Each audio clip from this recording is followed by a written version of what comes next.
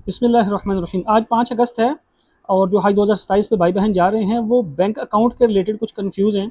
कल जो हमने वीडियो अपलोड की थी उस पे जो कमेंट आए थे उनके आंसर हैं आज सारे। पहला सवाल आया, क्या हर हाजी के लिए हर फर्द अलग अलग बैंक अकाउंट होना ज़रूरी है? अगर नहीं तो किन सूरतों में एक ही अकाउंट की इस्तेमाल किया जा सकता है? पहली चीज़ याद रखें, कल जो मैंने एक वीडियो बनाई थी उसमें मैंने आपको तफसील बताई है कि मिनिस्ट्री ये रिक्वायर्ड कहती हैं कि आप अपना अकाउंट बनवाएं, उसमें आसानी है। इसीलिए बैंकों में आसान अकाउंट भी बन जाता है, 5-10 मिनट में आपको अकाउंट बना देंगे, आपका अपना अकाउंट होगा। तो आप उसमें अपनी पेमेंट जमा करवाएं, क्योंकि इसका फ़ायदा ये होता है कि जब आपने रिफंड आपका आता है तो आपके अपने अपने अकाउंटों में आ जाता है। इसी तरह अल्लाह ना करे अगर कोई किसी वजह से रुक गया, वो नहीं जा पा रहा, तो फिर आपका रिफंड आपके अकाउंट में आ जाता है। अगर आपने जॉइंट अकाउंट में करवाया हो तो फिर पेमेंट आने में थोड़ा सा इशू भी आ जाता है।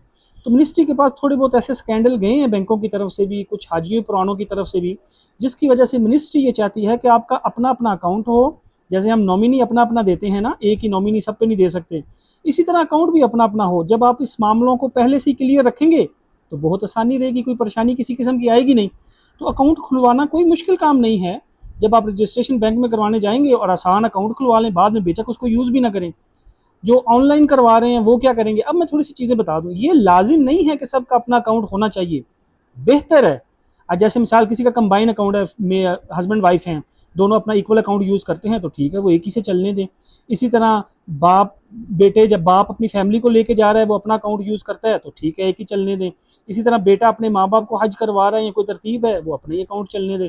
इसी तरह कोई ऐसे रिलेटिव हैं जो भाई हैं, जैसे हम अपने दोस्त कज़न सारे जाते हैं, तो हम में चाहे सबका अकाउंट यूज़ हो जाए चाहे एक का हो जाए, हमें कोई फ़र्क नहीं पड़ता।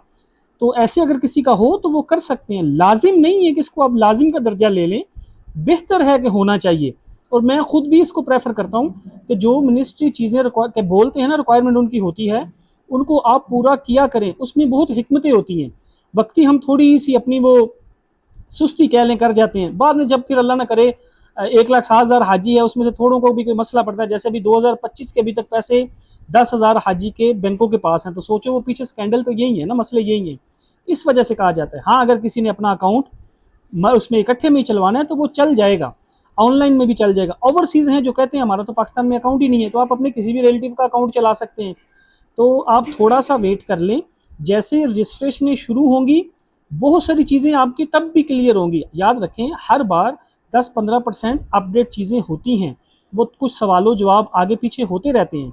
जैसे मिसाल हम आपको अपने तजर्बे से ये सारी चीज़ें जो बता रहे होते हैं, कुछ चीज़ें पूछ के बता रहे होते हैं, इसमें थोड़ी बहुत रद्दोबदल आती रहती है, वो वक्त के साथ क्लियर हो जाती है, कोई परेशानी वाली बात नहीं है। ठीक है, उम्मीद है ये बैंक वाला मसला क्लियर हो गया होगा। दूसरा सवाल, अगर हज ऐप में एडिट का ऑप्शन नज़र नहीं आ रहा हो, ऐसे तो एडिट का ऑप्शन तो है, कुछ चीज़ें एडिट नहीं हो रही, जैसे लीडर एडिट नहीं हो रहा, उसको कन्वर्ट करना हो, तो ये थोड़ी चीज़ें आगे जाके हो जाएंगी, इसमें भी परेशान होने की ज़रूरत नहीं है, बाद में हो जाएंगी। जब ये चीज़ें दोबारा अपडेट होंगी ना, तो रजिस्ट्रेशन करवाने से पहले जो चीज़ें एडिट करनी हो कर लीजिएगा। पैकेज लॉन्ग को शॉर्ट करना है कर लें, गवर्नमेंट से प्राइवेट करना है वो भी हो जाएगा, डिपॉर्चर चेंज करना हो वो भी हो जाएगा। अल्लाह न करे अगर उधर ना हो तो मिनिस्ट्री को रिक्वेस्ट करके भी ये सारी चीज़ें पहले से करवा सकते हैं। ये हम आपको चीज़ें साथ साथ बताते रहेंगे।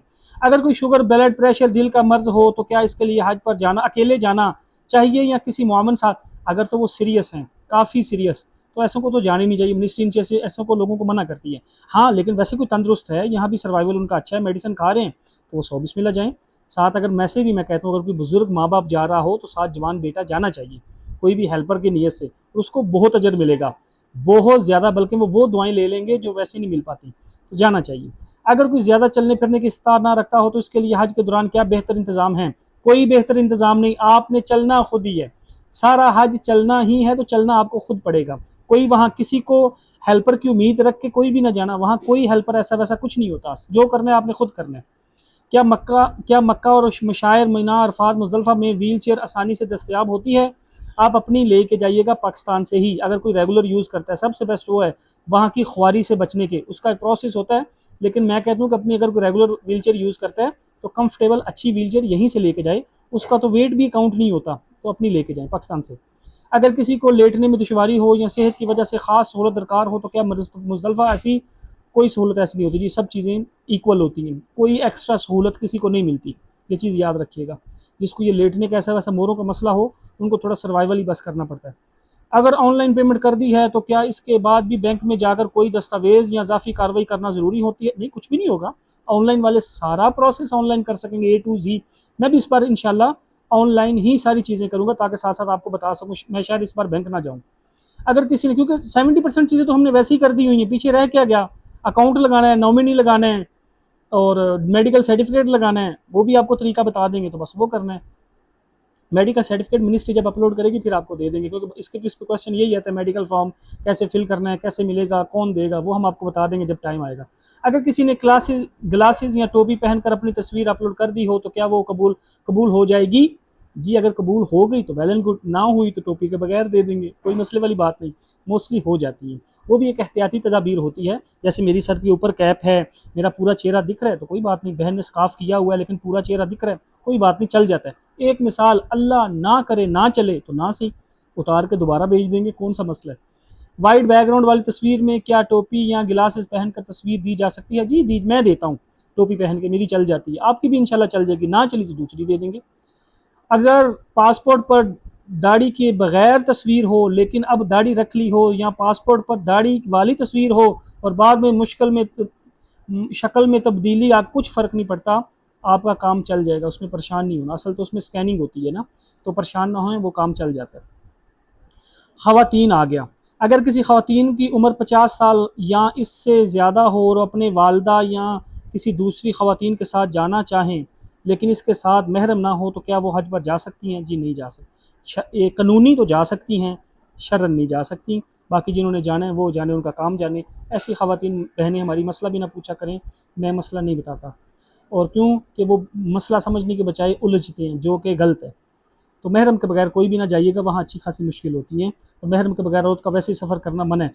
एक शक्ल में इजाज़त है कि एज 60 साल से ज़्यादा हो, जवानी डल चुकी हो, लेकिन हो तंदुरुस्त और कोई एतमाद वाला मोहल्लेदार अजीज़ व कारब हों तो साथ जा सकते हैं।